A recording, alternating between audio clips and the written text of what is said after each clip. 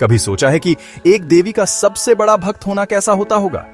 यह एक ऐसा अनुभव है जो शब्दों में बयां करना मुश्किल है।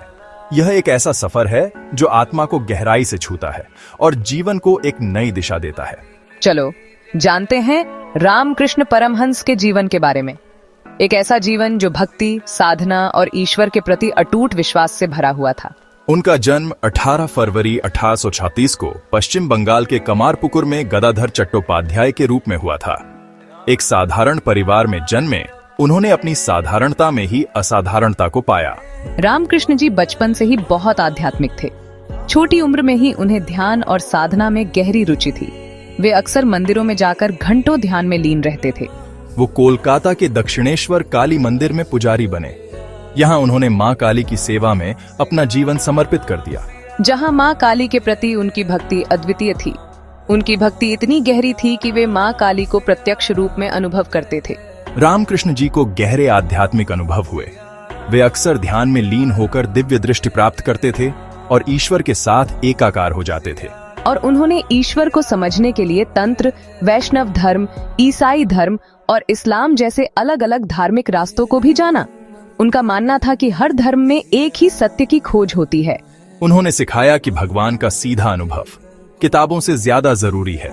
उनके अनुसार ईश्वर को महसूस करना और उनके साथ एक व्यक्तिगत संबंध बनाना ही सच्ची भक्ति है। और उनका मानना था कि सब धर्म एक ही जगह ले जाते हैं।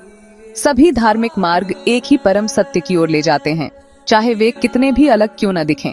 रामकृष्ण जी ने अनगिनत लोगों को प्रेरित किया। उनकी शिक्षाओं ने लोगों के जीवन को बदल दिया और उन्हें एक नई दिशा दी, जिनमें स्वामी विवेकानंद भी शामिल हैं, जिन्होंने रामकृष्ण मिशन की स्थापना की। स्वामी विवेकानंद ने रामकृष्ण जी के संदेश को पूरी दुनिया में फैलाया। उनकी शिक्षाओं में प्यार, करुणा और सब में ईश्वर को देखने पर जोर दिया गया है। उन्होंने सिखाया कि हर व्यक्ति में ईश्वर का अंश है और हमें सभी के साथ प्रेम और करुणा से पेश आना चाहिए। अब आगे बढ़ते हैं 2024 में। यह साल रामकृष्ण परमहंस की विरासत को एक नई ऊंचाई पर ले जाने वाला है। पश्चिम बंगाल विधानसभा ने अगरपारा में रामकृष्ण परमहंस विश्वविद्यालय बनाने के लिए एक बिल पास किया।